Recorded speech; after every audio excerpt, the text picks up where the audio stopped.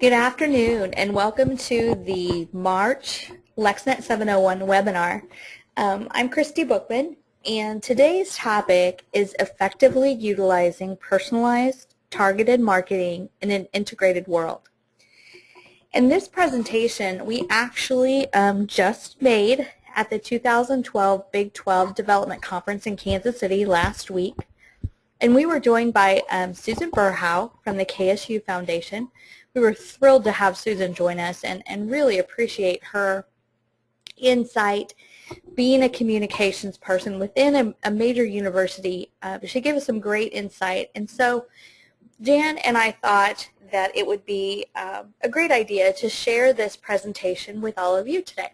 So we're going to get started. It is a little longer than 30 minutes, so we'll get right through it, but I wanted to give you the opportunity to see the information that Susan put together, that Jan put together, and then hear my presentation as well. If you have any questions while we're going through, please use the question console on the GoToWebinar over on the side of your screen. And we'll begin.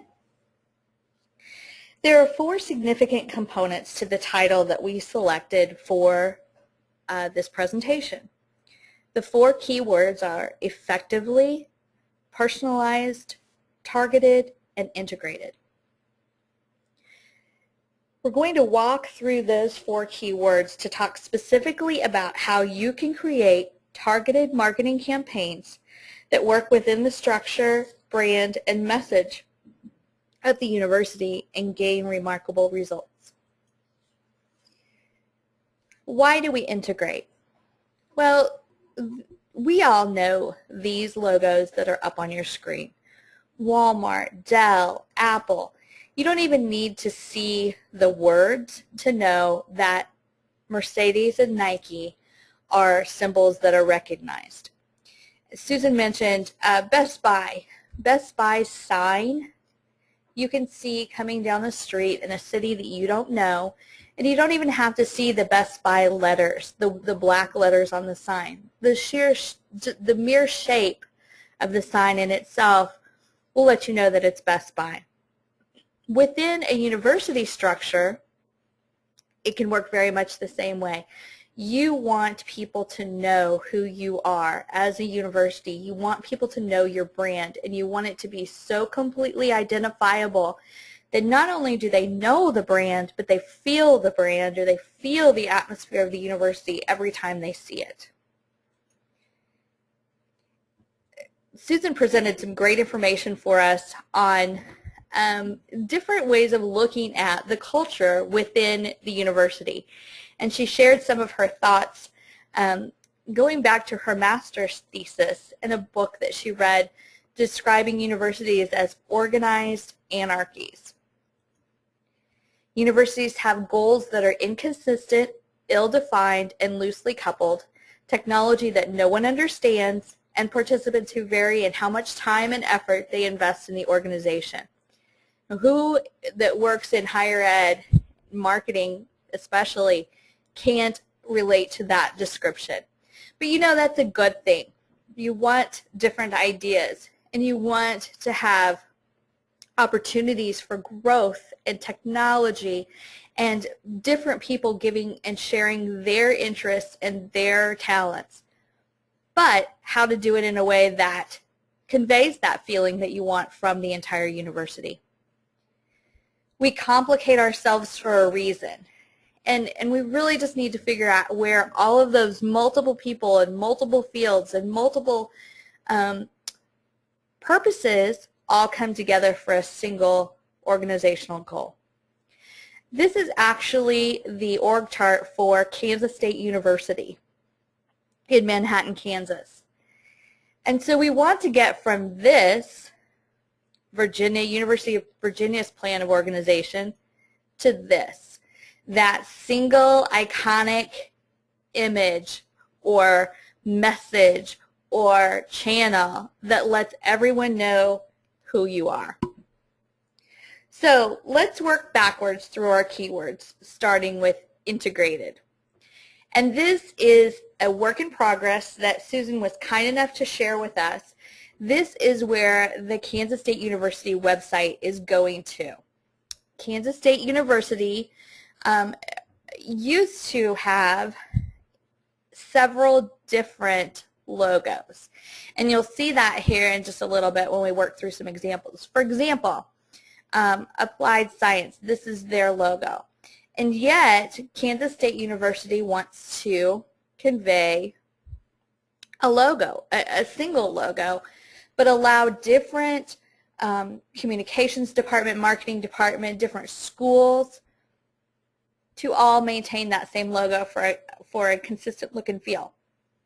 This is part of a website that's being redesigned to convey that look and feel. One university that's doing a really, really good job of conveying a common look and feel is Texas State University. Texas State is in San Marcos, Texas, and not only has Texas State been able to convey that single brand, but they also changed their name, which is amazing to convey that and go through such a big, big change. So Susan was quick to point out that Kansas State University is not there yet. They're not the end-all, be-all, hold-up example, but they're doing some really great things, and they're really trying to address the challenges that she put before us. How do they let their audiences know that they're special? How do you combat the cookie cutter effect? One size fits all. How do you customize your communications? And those are challenges that I think each and every one of us have to deal with each and every day. Now let's talk about targeted, our second keyword. And we have all seen examples of poor targeting that we've experienced. We're sure that you can think of similar examples that have landed in your inbox or even in your mailbox. Happy Meal coupons or Happy Meal targets for a junior in high school, poor targeting. Diaper coupons. Diaper coupons are great when your kids are this size, not so great when they're middle schoolers. And we received those coupons in the mail. An American Girl catalog. American Girl is a great company. I have nieces that would love to have American Girl dolls. Not so much the college student. Not only are these communications not a good use of resources by the companies that have mailed them, they've also proven to the recipient that the company that's mailing those have not taken the time to learn anything about them. Their lack of concern for the recipient might not be as impactful for a diaper company, but it would be impactful for a university foundation that's in need of funds. If you lose your opportunity to connect with your recipient, you may never get another chance. There are many colleges and universities that are already utilizing targeting or segmentation in their marketing campaigns. And although this isn't a university example, this postcard mailed by LexNet was designed with artwork that changed based on the gender of the recipient. So these are two different postcards, both mailed as part of the same mailing, same print run, but female recipients received different artwork than male recipients. This example also had two different creative versions, one for female students and one for male students, actually prospective students. Just simple ways that through gender you can segment your mailing. Now let's look at the example on the right. This self-mailer was mailed to prospective donors to the arts programs within Washburn University. A very subtle variation was made on the outer side of the self-mailer for those that had an affinity to the music program, to the University Theater Company, or to the art program. And by this simple little change to the lower corner on the outside of the mailer, varying depending on the recipient, can make a huge impact. And also, I should point out, I don't know if you can see it, but here where I have my cursor where it says sample, the recipient's name was also worked into the piece. Now earlier we talked about Kansas State University and the university having multiple different logos. That consistency that they're working to obtain with the K-State College of Agriculture and the different colleges within the university can still be used to segment your marketing and make it more powerful. So for example, this was a self-mailer and this is the outside panel. If they were a College of Ag graduate, they would receive this bit of artwork. Arts and Sciences, same piece, same campaign, different artwork. Vet Med, same thing. And even a different location, like K-State Salina, still part of the same annual fund campaign, but the artwork varied to resonate with the recipient. Targeting affluent older donors in a different manner than you target recent graduates, that's going to greatly enhance the success of the marketing campaign. The obvious demographic differences between these two specific groups create different emotional triggers to respond. A cookie-cutter, one-size-fits-all campaign will likely disappoint when the post-campaign analysis is completed. The recent grad doesn't respond to the same emotional triggers as an affluent elderly couple might. We don't want to send diaper coupons to the affluent elderly couple, and we don't want to send a mailing talking about recent events on campus and how much they enjoyed them to that same couple. Here's another example. In order to compel your recipient to act, you must sometimes, again, pull at the heartstrings and fuel an emotional response. In order to do so, you must connect with the recipient to trigger a fond memory, create a champion for your cause, and create a sense of urgency. In the case of your graduates, the emotional triggers and fond memories of undergraduate students are typically not the same as those of postgraduate students. Those students that received their bachelor's degree from your college or university may have enjoyed sitting in the student section. They may have enjoyed studying by the lake or socializing with their fraternity brothers. Graduates with master's or doctoral degrees may have more of an affinity toward a favorite professor or a research project that they were a part of. It all goes back to knowing your recipient, taking the time to find out about them to a degree that you can trigger that emotional response.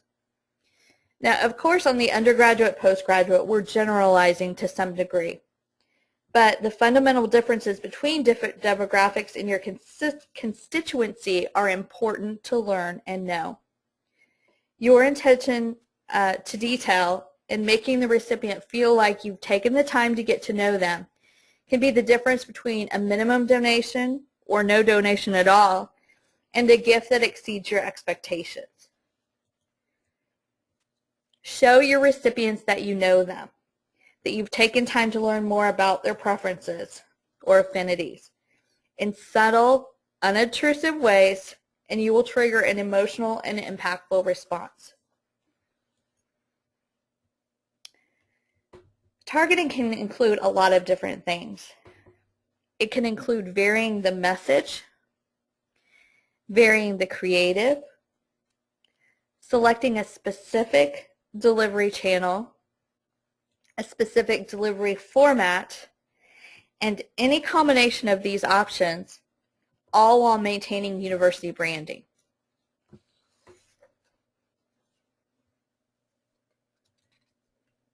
Now, last month during our webinar, we talked about personalization, and we talked about the neuro study that was done to see what emotional triggers responders related to based on brain waves and brain frequency. I'm not going to go over that again today. If you weren't able to attend that webinar, please go back and take a look. It is saved on the LexNet 701 page. It was really interesting information.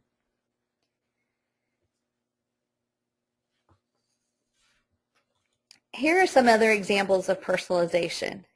And keep in mind that personalized can mean a lot of different things. But it's not necessarily just a salutation. A personalized landing page, a personalized URL, those are all things that can greatly and significantly increase your response rates. You're making it easier for your responders to connect with you and to respond to you by personalizing your appeal. Now that doesn't just mean that you put the person's name on the piece. If I don't know for a fact that Steve's a football fanatic, or that Allison loves the beach, or that Kirk enjoys his favorite coffee, even cool fonts like these are really nothing more than adding a personal salutation to the mail piece. They're really not personalizing the campaign to the recipient. We're not targeting them. We're not gaining that emotional connection. So here's an example of some personalization that goes that next step. This is, if you'll picture it, this is a self-mailer, and this is the cover. And this self-mailer is for students who graduated from the university who were neither law school graduates or student athletes. This is really kind of the generic version, if you will. Then this piece, same self-mailer format, was for graduates of the School of Law. And this piece, again, same self-mailer format, this design was created for former student athletes. And when we go to the inside of the self-mailer, so the self-mailer is unfolded and we're taking a look at two of the inside panels, the artwork again varies for student athletes, School of Law, and then this is another student athlete version. Now, yes, we have a personalized salutation, Dear John, but beyond that, we've segmented the piece, we've targeted the recipient based on the fact that they were a student athlete at the university. In fact, they were a male tennis player, as indicated by the artwork, which switches out depending on, from some stock photos, depending on the recipient. And we've also personalized the ask amount. John had given an amount of, let's say, $100 last year. And so this year, when we're asking him to consider a gift, we're increasing that amount just slightly to help encourage growth in gifts, and we're asking in a way that we feel like it's within his comfort level based on what he's given in the past. Here's another example, and I love this example because it really does personalize the piece for the recipient. This is a folded postcard, if you will, that went to Carl. And when you open the mailer, we're asking Carl to be a part of the university's future.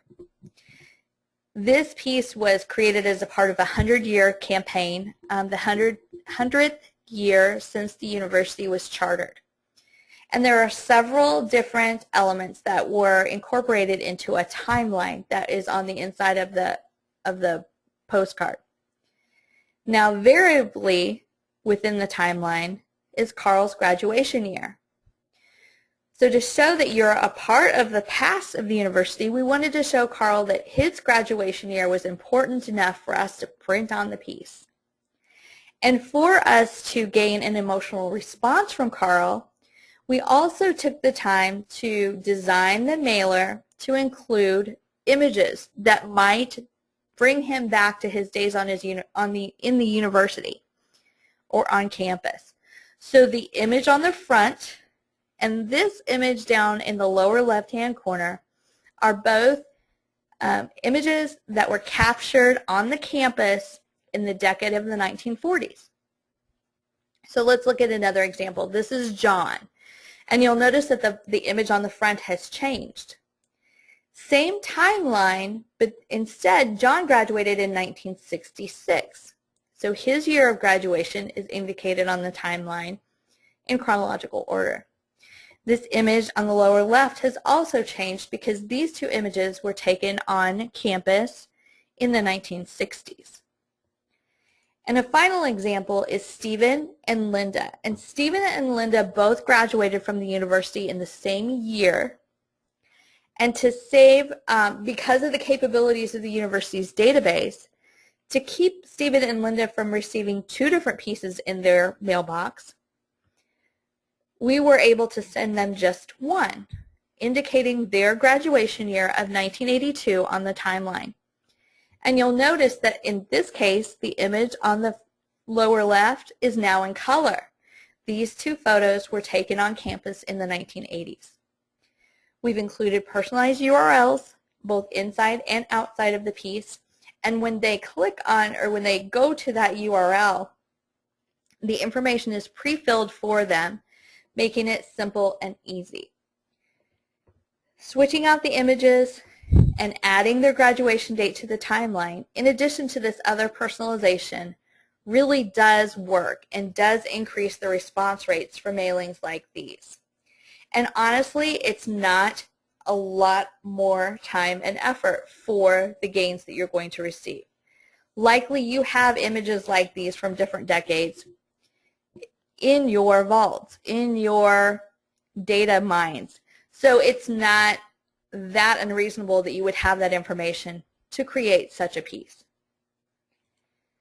Just a few little bits of information about personalization, increasing response rates, increasing response time, repeat orders, repeat gifts, whether it's email, mail,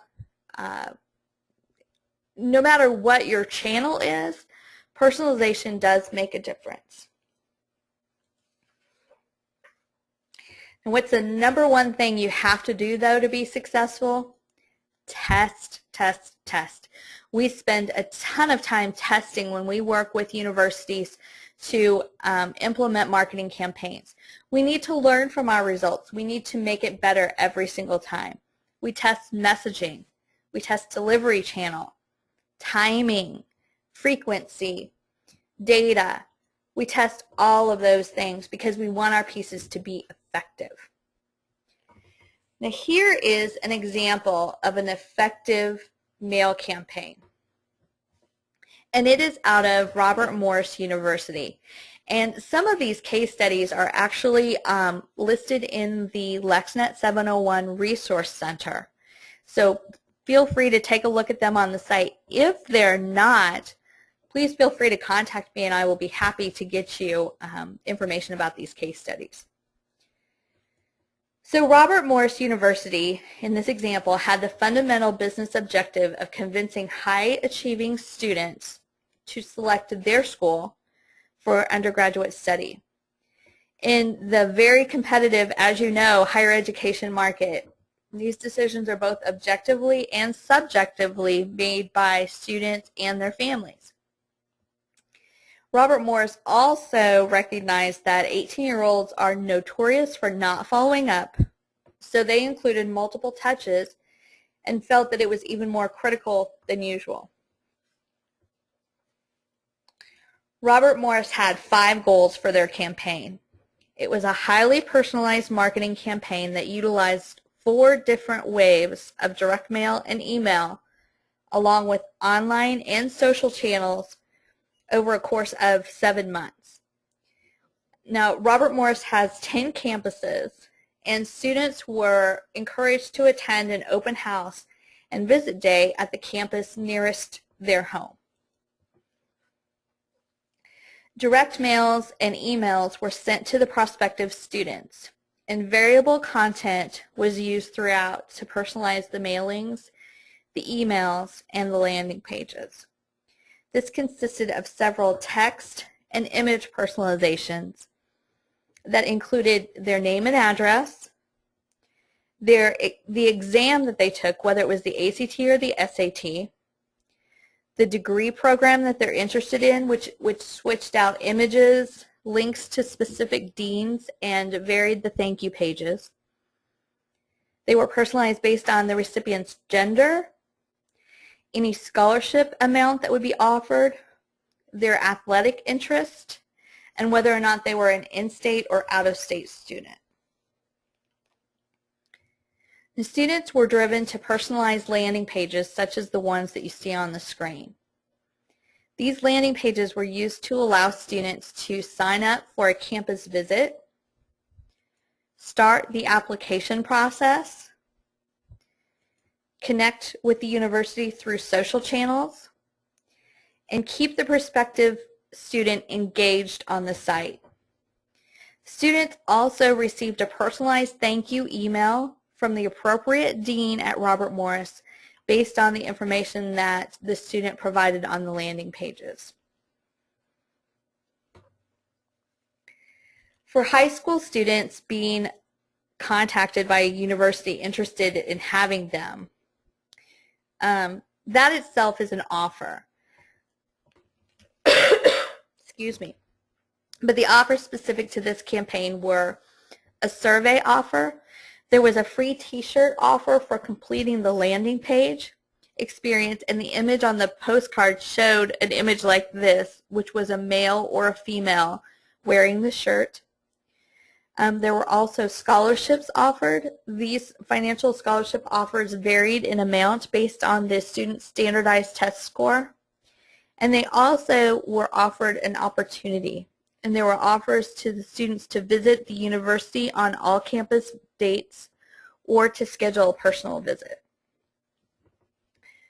Robert Morris identified 5 reasons for the success of this campaign. One was good data. Their data came from great sources. It was cleaned and structured with the variable data designer's input, which is really beneficial. It included intelligent use of segmentation and personalization. The segmentation, messaging, image, and offer personalization was well considered and it was appropriate. They included engagement throughout the campaign. The marketing solutions provider took an active role in all phases of the campaign, providing key input and suggestions throughout. They used print, online, and social media and integrated into one consistent campaign. It had the perfect blending of all of the marketing channels, appropriately leveraging the strengths of each. Students were able to engage through Facebook pages and follow through Twitter, which allowed the campaign to go viral. And the 5th key was real-time analysis and reaction. The marketing solutions provider that Robert Morris used uses online tools to track, analyze, react, and respond to the campaign. They didn't just simply study the data, they used it to make informed decisions and to alter and improve future phases. Here's another example. And this is Elizabethtown College. They did a campaign that was designed to let recent graduates update their current contact information. They also wanted to grow their Facebook participation. They wanted to find out more about what causes recent graduates to give to the university. And they also wanted to qualify younger alumni, even if they can't give now, they wanted to qualify them for future fundraising solicitations and to grow their participation rates. Now, phase 1 involved multiple channels. There was a mailed marketing piece. They included social media, incorporated a personalized URL. They also utilized email, personalized email, and follow-up email, along with the direct mail piece.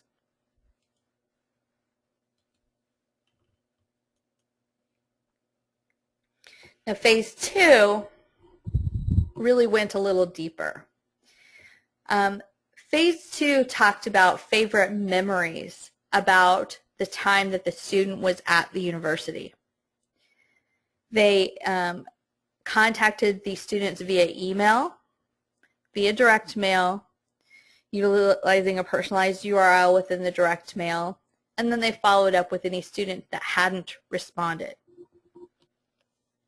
Now, from the information that the students provided, their favorite memories or what they really enjoyed at the university, a next phase, which included a mailed piece that incorporated their responses, was created.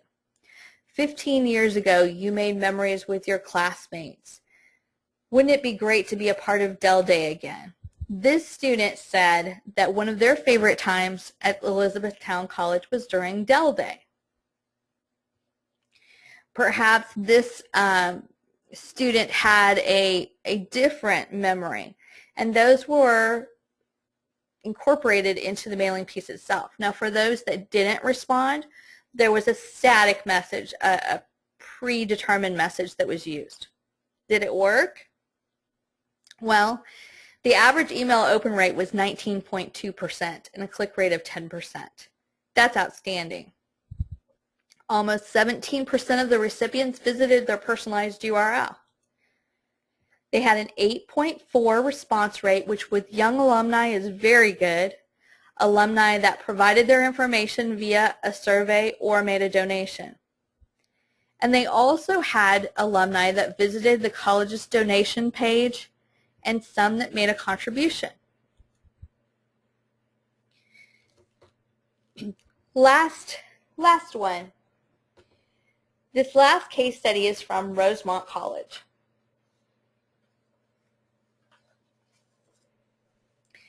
And Rosemont is a private liberal arts college in Philadelphia. They had previously achieved really good results with personalized direct mail campaigns.